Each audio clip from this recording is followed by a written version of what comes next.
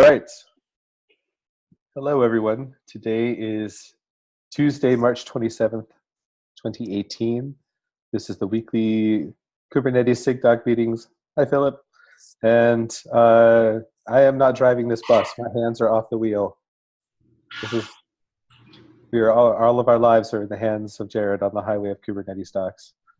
So enjoy the ride. Let's start, as we always do, by asking if there are any new contributors or people who are attending this meeting for the first time.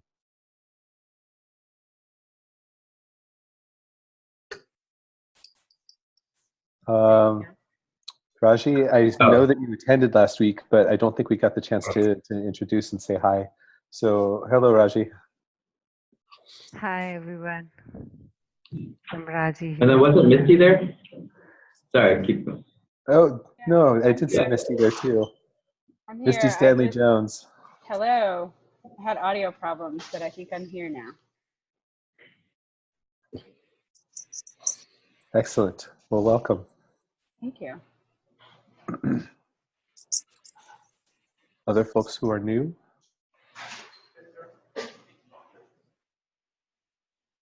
I see no one else who looks new to me. Very well. Let us proceed. All right. Let's move on to the agenda and an update on 1.10. Jennifer, I know that there are a lot of things still in progress for 1.10. So can you briefly, give us an update on where 1.10 is? Sure. With the help of an able-bodied crew, we got the 1.10 docs posted yesterday, and there's a list of outstanding items. Steve is taking care of a couple of issues with two of the sets of generated docs, one of which came over with some odd material in front matter, and the other of which had some troubling diffs that made me want to look at it more carefully. Steve is now doing the more careful looking at. And then there's a couple of other smaller things that need taking care of. Well, one of them is smaller. The other one I'm not too sure about. Andrew, I don't know whether you saw what I posted in the group chat about getting the release notes imported. But that and getting the 1.9 docs are now deprecated. Notice up are the other two outstanding items. The big thing I'd like to call out here is that while everybody has done their best to document the process of getting the next release docs out the door, the documentation could still use some more love, and I am hoping to make that a priority in the next release round. We keep changing things, right? And in the moment, we have to get them done. This is a little, but not entirely like Shoemaker's Children, and a little like every underfunded project, whether open source or not ever, documentation at a certain point suffers. So, yeah, I can help with getting the release notes imported today. Thank you, Andrew. I figured you did it for 1.9. I think that was the first time we did it, or maybe 1.8. Anyway, cool. Excellent, thank you. And thank you, Jennifer, for all of your work in getting those, getting the 1.10 release out the door. So much gratitude and many congratulations to you. Well, and also to Nick Chase for wrangling the release notes process. Yes, I didn't see Nick on this call. And one of the things, I'll just like to say it to this group, and I'm going to call it out in the release retrospective also, we need to explore the reason why release notes came in even hotter than they have for the last two releases, when they were in fact in better shape. When I say they came in hotter, I mean they got a lot more last minute attention. We had people submitting PRs against the changelog this morning. That did not happen in 1.8 or 1.9. And I do not attribute that to the quality of the release notes, because I was monitoring what Nick and Noah were doing throughout the course of the release. And the process was better, and the work that they did to make sure that appropriate PRs were documented and that the content was thorough and technically accurate was over the top excellent. So I want at least this group to know this, and I'm going to say it again on Thursday and then say, what were y'all thinking? You do not do this on the day of release. Because it was a superb job they did, and I don't know how the slippage and the noise happened. Maybe it's because we're giving them more notice, and so is everybody else. If that's the case, great. But if that's the case, we also need to improve the process so that folks understand. Like, people are willing to say, okay, my PR I submitted day of release is maybe not going to go in because Docs can't wrangle it for the documentation itself. Maybe we need something like that for release notes also. And I see Nick has just joined us. I have. I didn't hear anything besides something like that for release notes also. Mostly that I was shocked and dismayed at how much noise there was at the very last minute. And I think we need to discuss that in the retrospective. I totally agree. Thank you. However, I do want to say I think part of that was my fault. So we'll keep that for the retro. Well, thank you, Nick, for wrangling the release notes, and I am interested to hear. I am excited and interested in the retrospective to see what we can do better for 1.11. So cool. Right.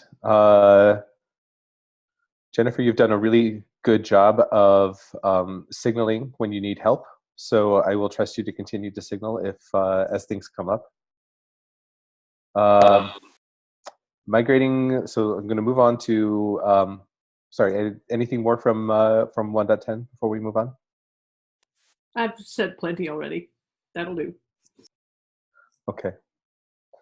So let's talk about migrating the website from Jekyll to Hugo. To give you all an update, we are on track. We have a meeting set up for Sig Docs maintainers tomorrow at 9 a.m. Pacific with Bjorn Erik Pedersen, the developer who we've contracted to actually perform the migration. I think we will know a lot more and be able to say and talk a lot more about specifics and specific aspects, specific details and specific milestones for the migration process after that meeting tomorrow. So that's on track. Jared, did you want to add anything about the 2-day release process or anything about migration? No, we'll have a lot more to add once we talk to Bjorn tomorrow and get sort of his assessment. I don't want to speculate until I get all that information. Yeah. So that's on track. Let's talk next about PRQ rotations. Jennifer, I know that you are in the queue this week for PR rotations. Do you still want to be? Yeah. It's the one place where I feel like I can sort of keep contributing without losing my sanity.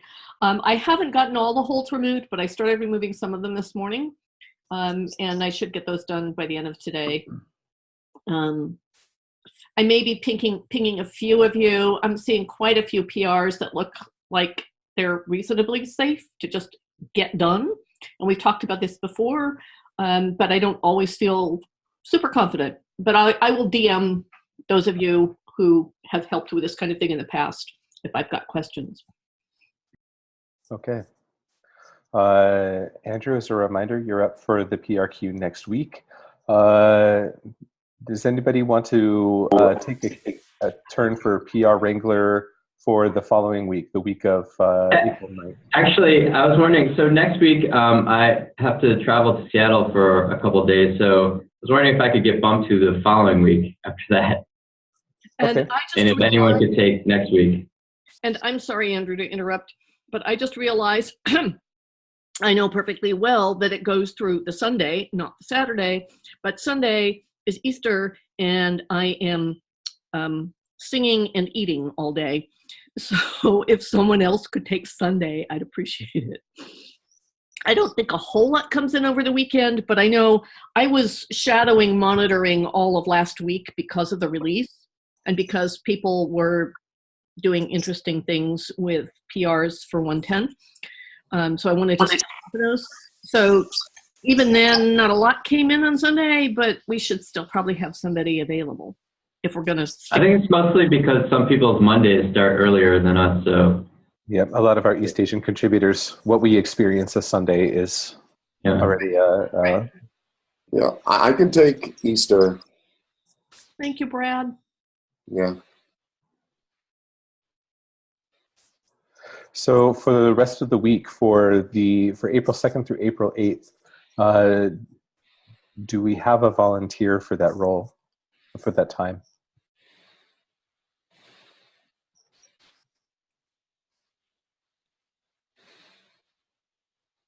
I mean, I really just need coverage for, I think it's Wednesday and Thursday, or here, let me check. Yeah, I can take that if it doesn't fit for anybody else. I could take that week. Cool. Thank you, Steve. Yeah.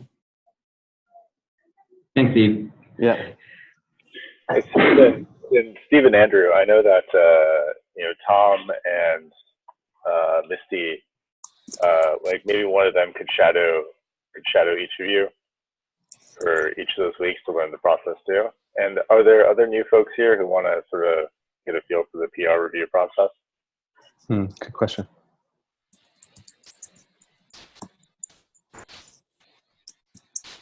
Yes, I would be interested if, because I'm not familiar with the process, if someone could walk me through that. This is Raji. Excellent. Yeah. If is there like a specific? Would you like to pair with Jennifer or with Steve or Andrew? Like, is there a specific time that works better for you? Sure, I'll work with them, and I'll let you know what time would work for me better. Okay, yeah, if you can give us some dates, then we can link you with the right person that's available. Sure. Can I drop a message on Slack about the dates that would work for me? That's perfect. Yeah, thank you. Thank you, Raji. All right. Anything else about the PRQ before we move on? Yeah, I mean, I can do like whatever the week is 4/16. Gotcha. Okay. Yeah, well, my son's bar mitzvah is 4/14, so I'm kind of a basket case until 4/14, but after that, I'm much better. Sounds good. Congratulations to him. All right. Thank you, Brad. Let's move on to talking about the branching strategy. And Andrew, Steve, and Jennifer, I understand that there are slides. Yeah, do you want me to share my screen? Yes, please. So if, Jared, if you could, I don't know who's sharing right now. I have no control. If whoever's, thank you. Andrew, yeah, go ahead and share, please. Yep, go for it, Andrew. All right. I'll find the right window. All right. All right. Let me see if I can here. Okay, so the background for those that may not know is other. Mute mine.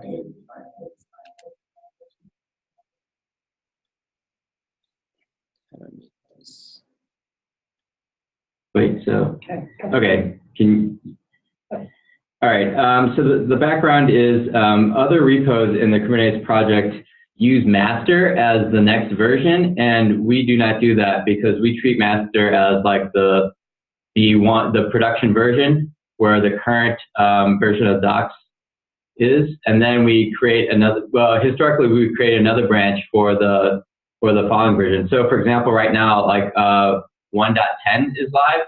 So we would create a release-1.11 for the next version. But this kind of goes against the convention of other repos. And so typically engineers get confused when they're trying to submit PRs in our repo. So one thought is to try to align ourselves with the way they do it. And although I'm not a big fan of using master this way, like this is how we can do it. So currently, we actually juggle 3 branches, right? So master, like I said, like for right now is like, well, in this slide, this was, because I made this before the release yesterday, master was 1.9, right? And then the branch that it came from, like, was release 1-9. So we would always use that as a snapshot, and periodically we would merge changes from master back into release-1.9. And then we would split off a new branch for the next version, and then we would make changes there, and we would periodically pull in changes from master to update things like typos or other fixes to the documentation. So that we would have both like the new documentation for new features in release-1.10 and any fixes that came in. So what we can do instead to make master the next version is, I think this slide does work for us now that we're on the 1.10 release.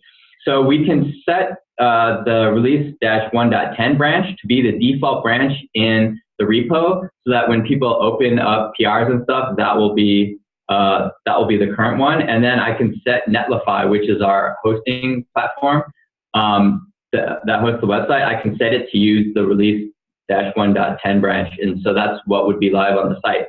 Then we can continue to just add new changes for the next version, which would be 1.11, into the master branch. And then when we're ready to actually go live, then what we would do is then cut a branch from master and name it release-1.11. And that would then we'd change all the settings in both the repo and Netlify and make that the default branch. And then master just continues on. We're really treating master as a development branch, but like this is sort of the convention that people have been doing. And so this is how we can do it. Does anyone have any questions? Oh, right. And then here are the 3 places that the changes need to be made. So there's that config file, and we reference like the docs branch, which currently it says master. So we need to change that in every release, and also the GitHub settings and the Netlify settings.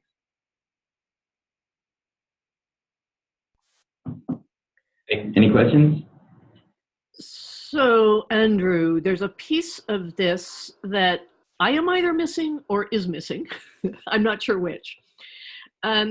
So is the idea that by default we'd set GitHub up to default to the current release branch?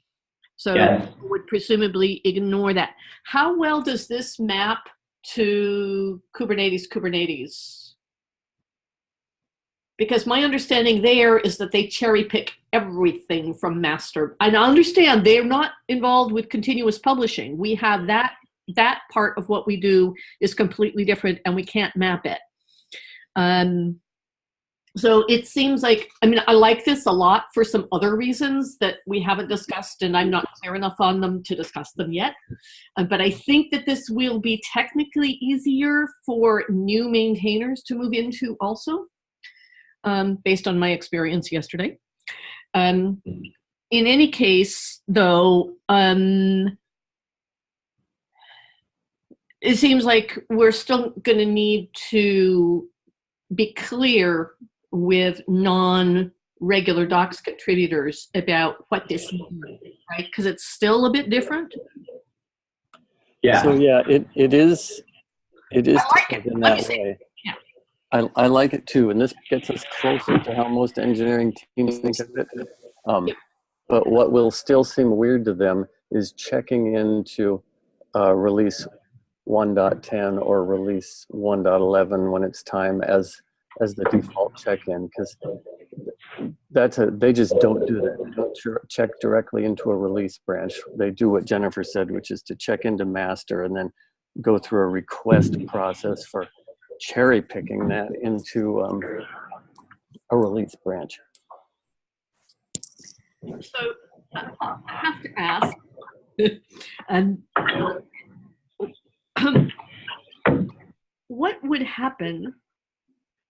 How much work would it be for us to need some kind of need some new labels? And I haven't thought this through completely, so bear with me. But what if we did a daily check of master?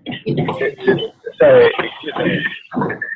Sorry, I totally cannot hear you over the large volume of background. So if you're not speaking, please mute. Thank you. Yeah, thanks, Jared. I wasn't sure. I'll try again. How burdensome would it be? How complicated would it be? How much of a terrible idea would it be to stick with master only with appropriate labels, which I realize we still need to get compliance with, so that might be a deal breaker right there, but do a daily cherry pick instead of requiring people to check in like current changes to a current branch that's not master? Did that make sense?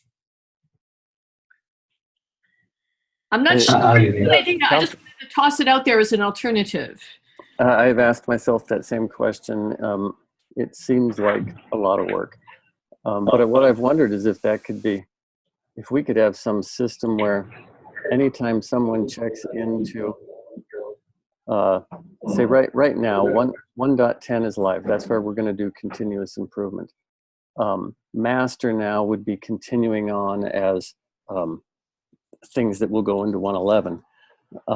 And so what we'd want is anytime somebody does a continuous improvement and checks into 1.10, that's going to have to get, I'd like to see that automatically get also checked into master. Otherwise, we're going to have to do that manually too.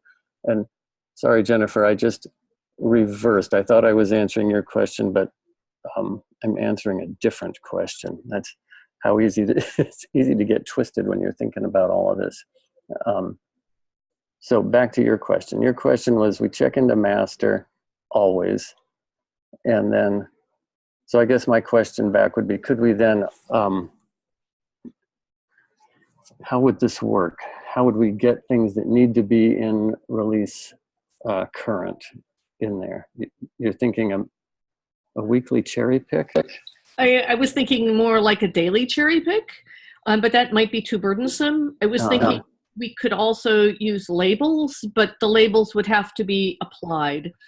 That said, we're already working in an improved PR review process where I'm just wondering how much more of the burden of this SIG maintainers could take on in an effort to simplify for non-maintainer contributors.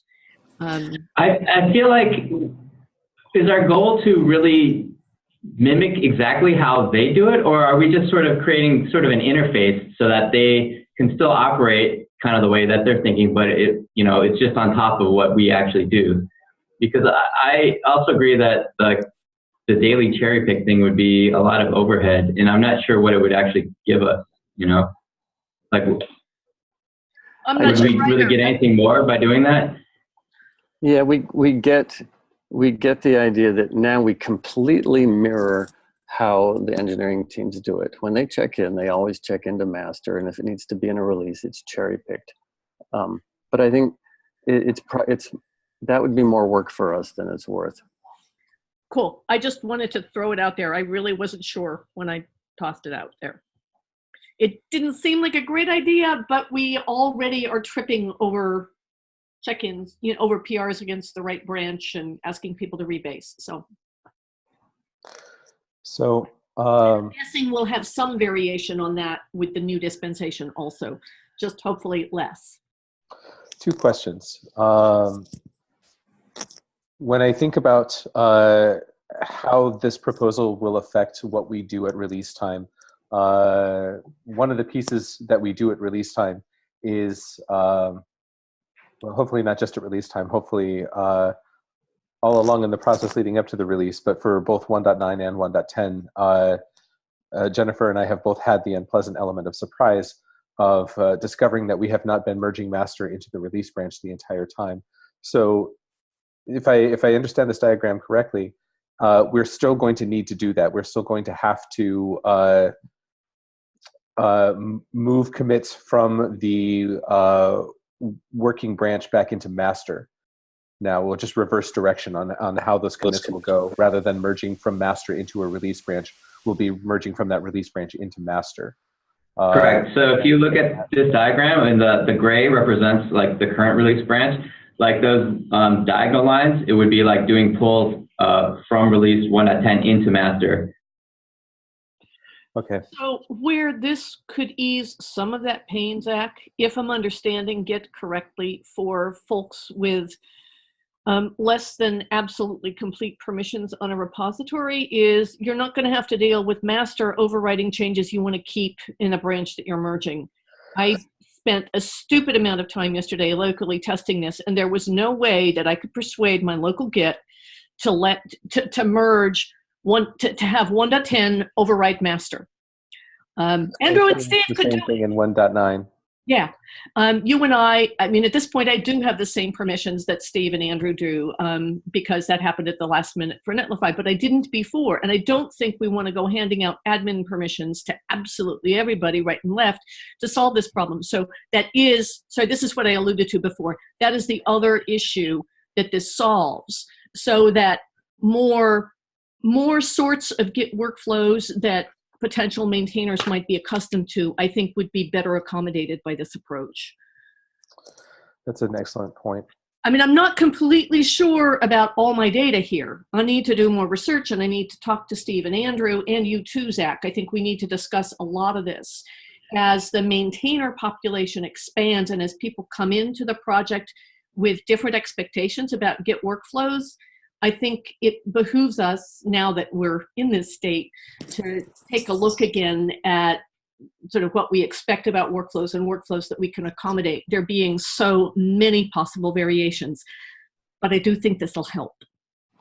Yeah, I don't think this will solve the problem that we had in 1.9 and 1.10 of getting a scrambled commit list. And I think what will solve that problem is whoever is designated as the person to do the periodic merges from 1.10 into master will need to be in the admin group, so that they can do those without going through a GitHub pull request, and instead just do a local merge and push. And that way as many commit numbers as possible will stay the same. We won't have this situation where you have the same changes made in the two branches, but all the commit numbers are different. That's what's been driving us bats. Yeah, yeah. That detached commits, unsigned commits. Yeah, I'd like to, I think this is a bigger issue too. I'd like to see us discuss it a little more. But yes. So with that in mind, I will say that our window for discussion is somewhat limited because we are on a quarterly release schedule. Andrew, can you, my other question, I guess is less of a question and more of an observation that, Andrew, I looked ahead in your slide deck and you point out the 3 places that need to change. I would point out that there's a 4th, and that's our contributor guidelines.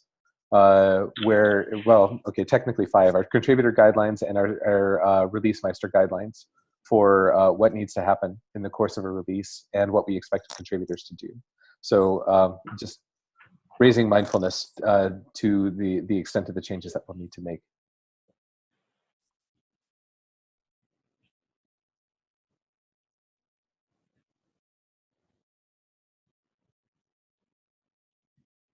So I guess, Jennifer, I am all in favor of making sure that we understand the ramifications of what we're doing before we act, but I also want to be conscious that endless deliberation is not anything that we can do responsibly. I couldn't agree more. And that I just tossed a note in chat. I think we can decide about Andrew's proposal very quickly. I think the larger discussion about workflows that we support and who has what kinds of permissions for managing the docs during the release cycle, I think that can be a separate discussion. That's a good way to separate that out. So Andrew, I like your proposal. I think that it kills a small flock of birds with one stone. And anything that we can do to standardize the contribution process across SIGs and to eliminate some of the issues that we're experiencing in every release with contributor difficulty and with release meister difficulty. Anything that we can do to minimize those difficulties, I think, is a good thing. So I was going to say my vote is for it, but I don't know that we're a democracy, and I don't know that we're in a voting place. I don't know. So, Jared, input? Andrew, I have one suggestion for this slide that we're looking at. So today, tomorrow, and in the next few weeks, continuous improvement in this new way of doing things. Continuous improvement would happen on your gray branch there. It's marked release 1.10 at the bottom, and it's gray. Is that correct? Yeah. Yes. So I think a little box that says continuous improvement happens here would be helpful.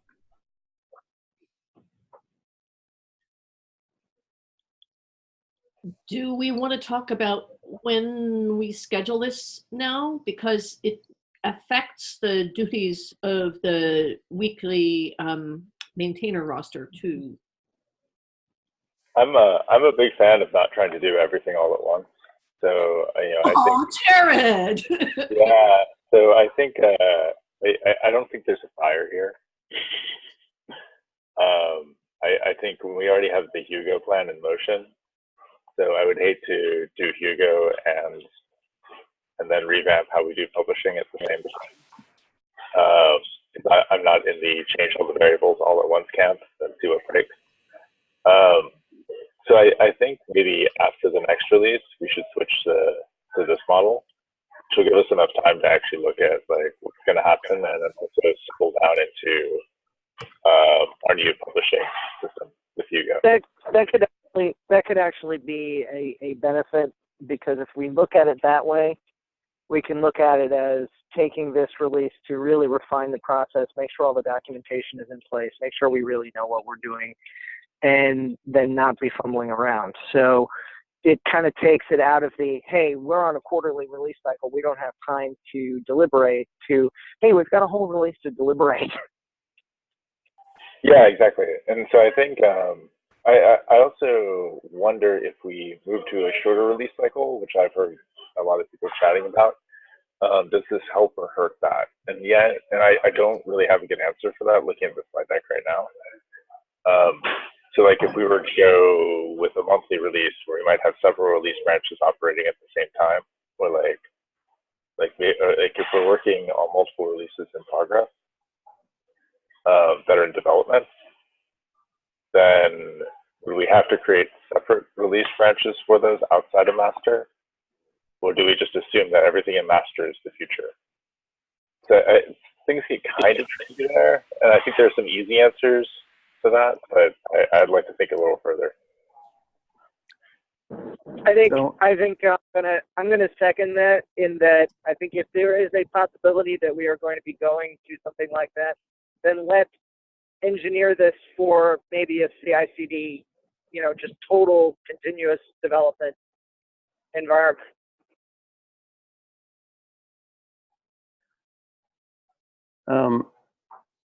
I want to comment on that, but first, Andrew, I want to suggest that you move your continuous improvement happens up to the most recent commit in that branch.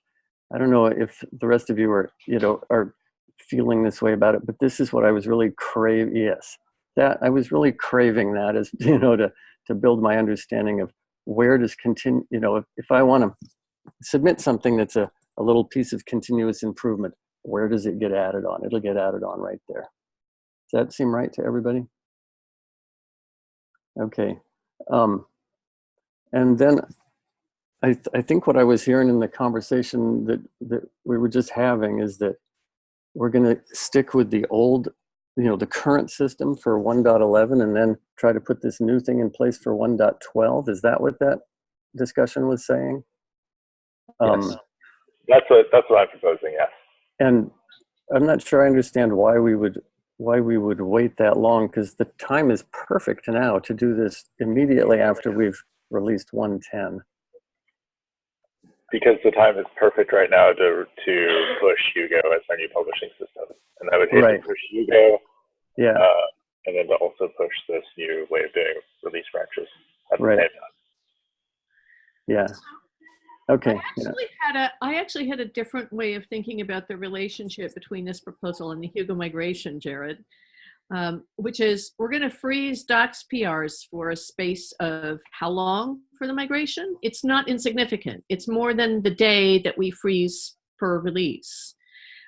Seems to me that relatively little is going to change as for contributors not part of this group when they come back to working on docs after the Hugo migration, and that might be the ideal time to say, oh, we're also managing the branches differently. It looks more like what you're used to. So that was how I saw the relationship, timing-wise.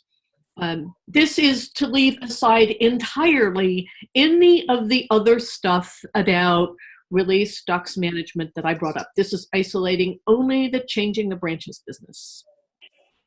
I suspect we'll need all hands on deck to make sure we don't break everything. Here you go. So I would hate to look at that open window with like this with overly ambitious ideas, and also I think we can freeze. We can create a window when we need it. I think we have buy-in to do that. That would be my proposal. But I think if we are going to do this in the next few weeks, then we really need to put a team together that looks at this, that dives deep, make sure that we've covered our asses, and can actually sort of like present, because on the surface this is good, but I can think of some corner cases that this might really hurt us. So, and I'm a big fan of not trying to change everything all at once. So that's my default is fewer variables when making big changes lead to better outcomes.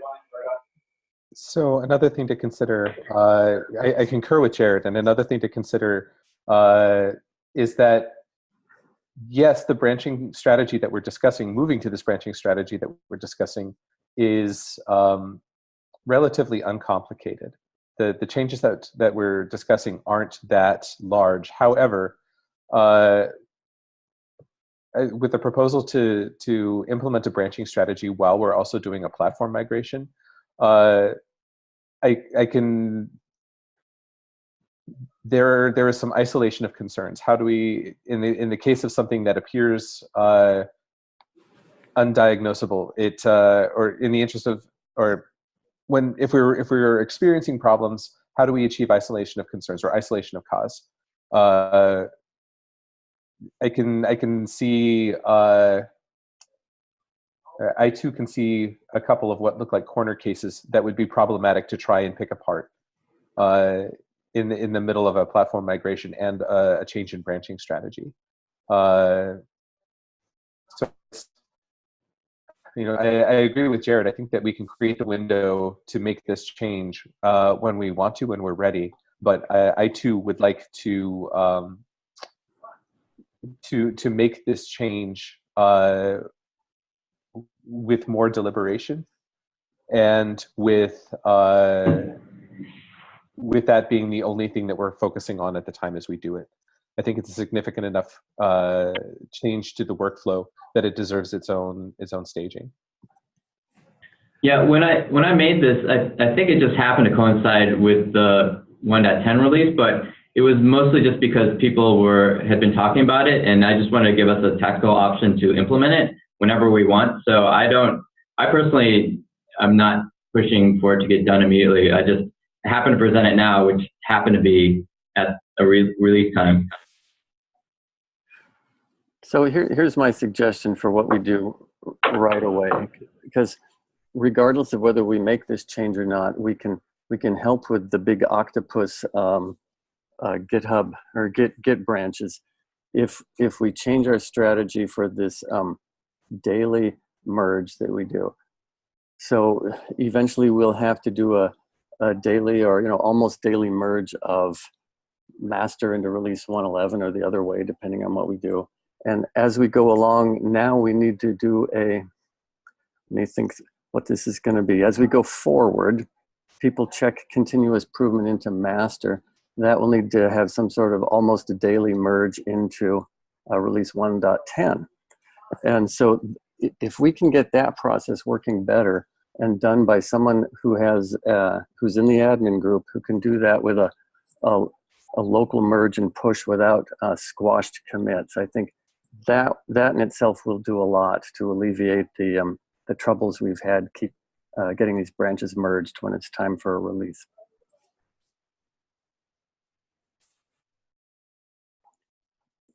So Steve, I'm sorry, I was getting message bombed. Can you summarize again? Well, I'd say let's not do this new plan right away, but let's really look at how we're doing our daily merge, because going forward we have to do a daily merge from 110 into master. Let's look carefully at who's going to do that and how it's going to be done, so that it doesn't end up with different commit numbers in the two branches and causing this kind of a spaghetti octopus kind of branch structure. That is an excellent suggestion. I think part of that is doing pulls or merges instead of rebases. I think the new commit numbers come because of the rebases. Yeah, we don't want rebase. We don't want squash and we don't want rebase. We just want plain old, I can't remember. Pull, yeah, pull's the same as merge, fetch and merge. So right, so we should put that into the PR process, PR review process stuff, because we need to clarify that it's okay to squash a PR, but we should never do squashes for like when we're merging branches together. Right. Or rebases. Yep. Good feedback. So just to clarify, when you said merge is the same as pull, that is not always the case, and people who work in other projects may have their Git clients set up to do a rebase on pull. It's actually fairly normal, and it's much a lot of people, including me, consider it much tidier because you avoid having extra merge commits. So if you really do want people to set up pull to be merged for this repo, then we need to document that very, very clearly. We're going to trip up new contributors all the time. Right. Yeah. And I'll tell you that coming from Docker and coming from Apache, nobody likes merge commits. And if we're doing a process that creates more merge commits, we're also going to get pushback from people who are experienced with Git. So I'm new and I'm not giving advice. I'm just pointing that out from being in other projects. Misty, you know more about Git than I do, but this is part of what I was alluding to earlier. I am at least familiar with more Git workflows than seem to be accommodated by current expectations of this group. And that's tripped me up. It's tripped up other folks. And so especially with, even more folks coming on board who know more about other workflows, I think the time's come for us to get this stuff better sorted. Well, and also I'm too new to really understand what you're trying to do with the slide that we're looking at right now, but I've been looking at it and I keep being uncomfortable because in most projects, forward-facing changes like edits and things like that are not release specific would typically go into master. And that's kind of the default behavior on GitHub. And when people make a PR, it defaults to putting it against master. And it looks to me like this slide is trying to break that. And we're going to be going against the tide if that's the case. I'm perfectly happy to be told that I'm wrong. I'm almost certain that I'm wrong because this is my third week. Anyway, but I'm happy to talk to somebody offline about it because I'm sure that I'm missing a lot of background. So yeah, I'd like to have you in on both discussions. So this most recent thing you mentioned, for sure, but then sooner than that, I'd like to have you in on the discussion about the daily keeping in sync between 110 and master. I think this conversation kind of proves the point that this is way more complicated than something that we can pull off in this short amount of time to get it done for 111. Because, I mean, what I'm coming at this from, I don't know very much about Git, and you guys are coming in from people know too much about Git for the workflow that we're proposing. So, I mean, I would like to propose that we really treat this like a real project and, you know, analyze what we should be doing. Let's spend this release analyzing what we're doing and what we should be doing in a really deliberate way. Yeah, totally. Sorry. No, go ahead, Misty. I was just going to ask if we have people in the room who have experiences with different Git workflows. I wonder if it might be worth having a way for us to each sort of present workflows that we like and why in an open-minded way, because it may be that we don't know all the possibilities, or some of us may have lessons learned from workflows that we've considered terrible in the past. So I have had experience in other Git workflows that I've really liked, and I don't like the way the Kubernetes community does it, but this proposal is to put us more in alignment with the community, even though I'm not really cool with how the community does it. So like, because right now we do use master as the default that people check into. So this switch would be to try to align us with everyone else. And that's the kicker, Misty, is that yes, technically we should be working against everything that Andrew said. What we're doing is trying to move ourselves into alignment and consistency with the rest of the Kubernetes development community.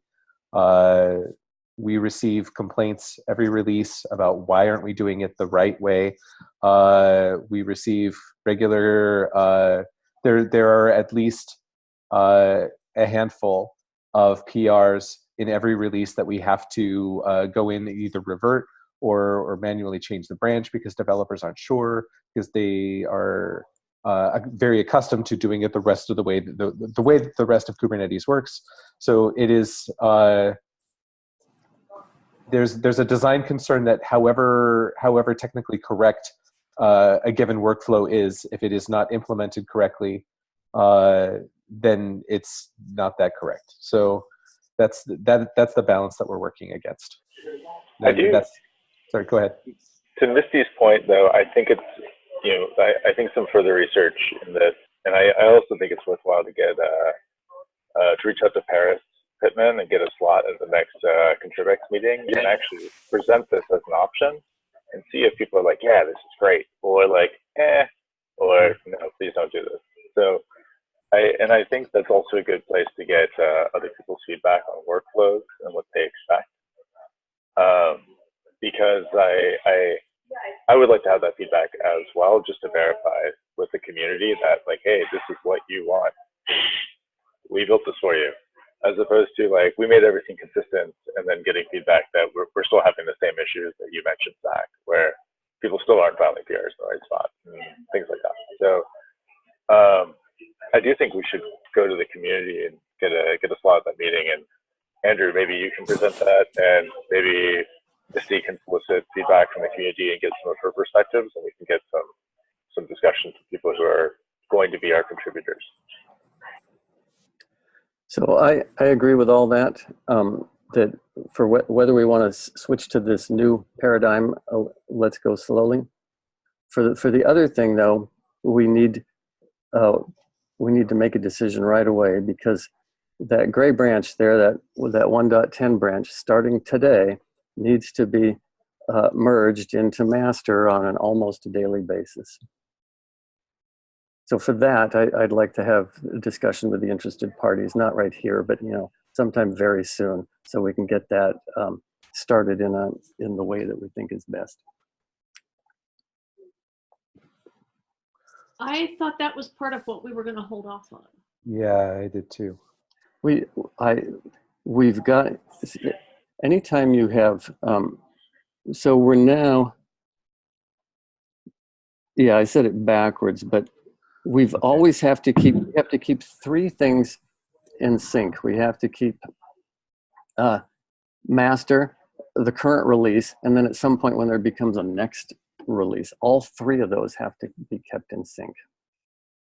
And right. So here's the diagram for kind of how we currently do it, although the release numbers are kind of off by one. But so the gray branch, right, is like, it's kind of our snapshot branch, like where we want to capture like all the changes for, in this case, here, let me change it. This would be release 1.10, and this would be 1.11, right?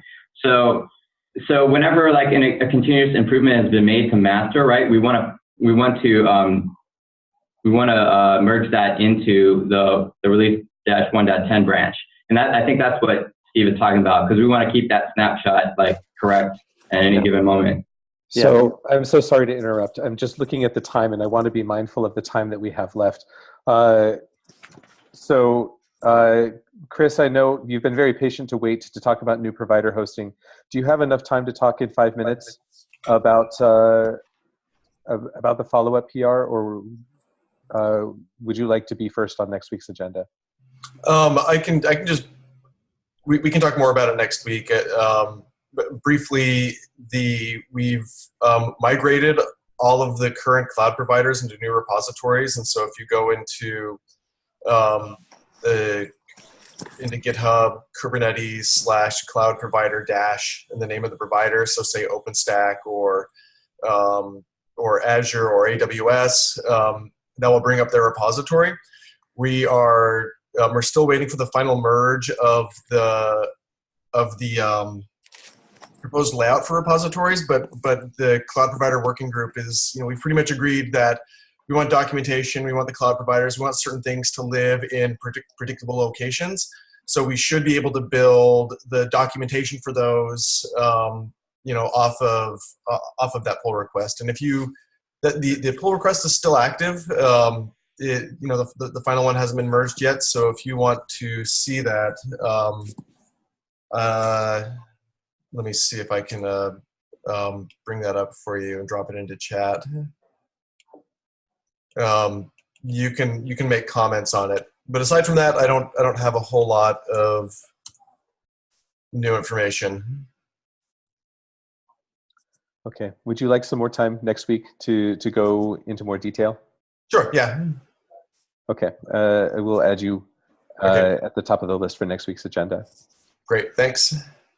Cheers. Thank you for being patient. Oh, yeah, no problem. All right.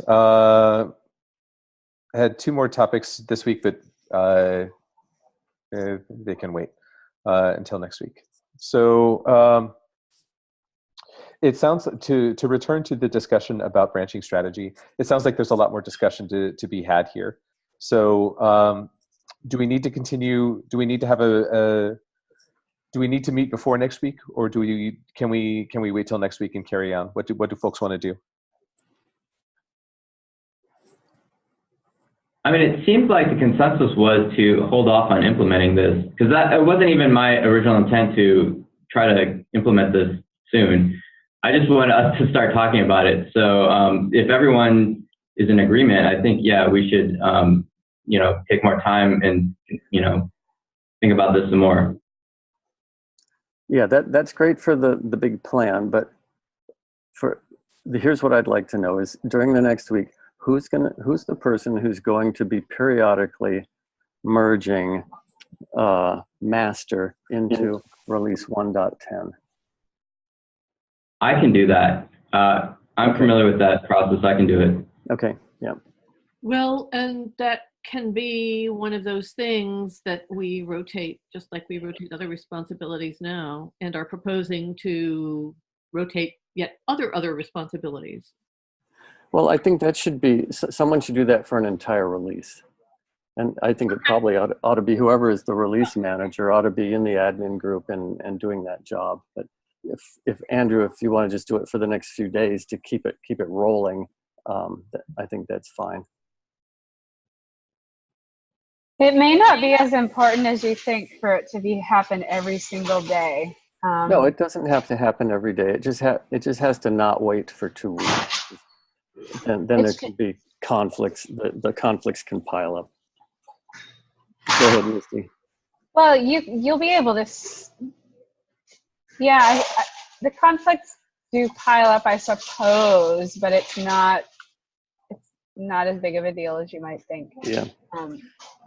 I've done this a lot. Yeah. The conflicts are a lot easier with a rebase workflow than a merge workflow, and that's probably something that we need to work out later. I'm pretty amazing at resolving conflicts and Git stuff. I actually find it kind of fun. I'm sick, I know, but it's true.